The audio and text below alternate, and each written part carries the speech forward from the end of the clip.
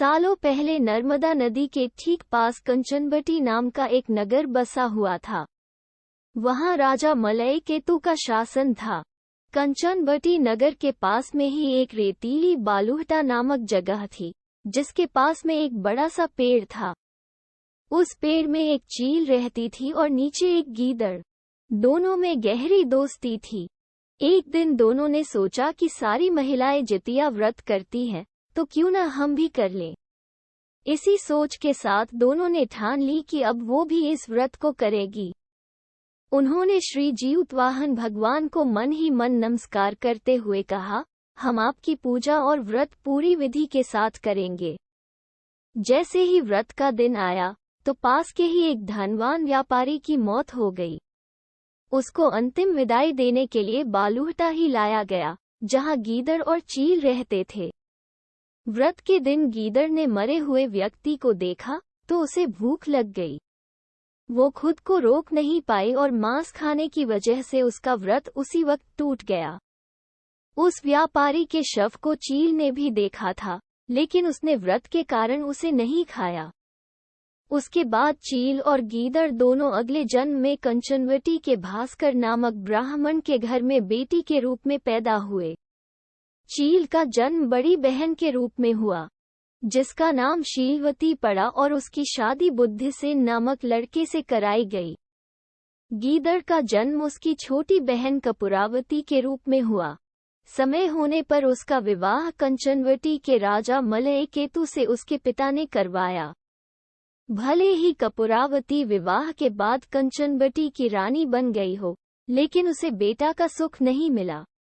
उसके घर जितने भी बच्चे जन्म लेते थे, वो उसी दिन मर जाते। ऐसा होते होते कपूरावती काफी परेशान हो गई। इधर उसकी बड़ी बहन शीलवती को 7 बेटे हुए थे।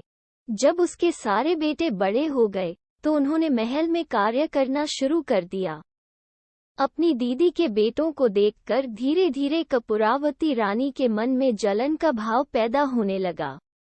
उसने इसी जलन की वजह से अपने पति को कहकर अपनी दीदी के सारे बेटों के सिर कटवाकर एक बर्तन में रख दिए।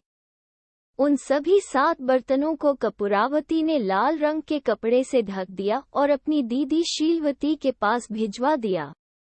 भगवान जीउतवाहन भी ये सब देख रहे थे।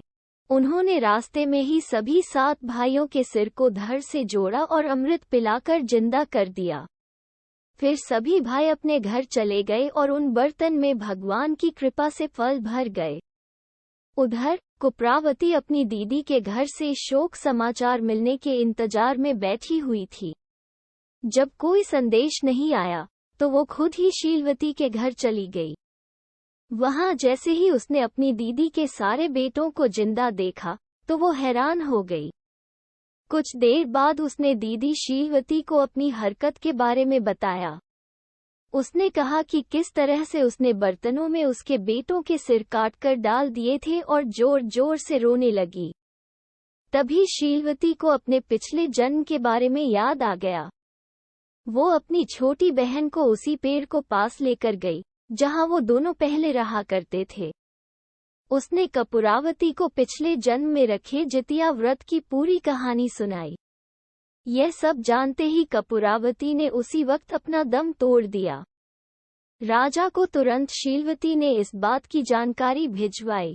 अपनी पत्नी के बारे में दुख भरा समाचार मिलते ही राजा वहां पहुंचे और कपूरवती को उसी पेड़ के नीचे अंतिम विदाई दी।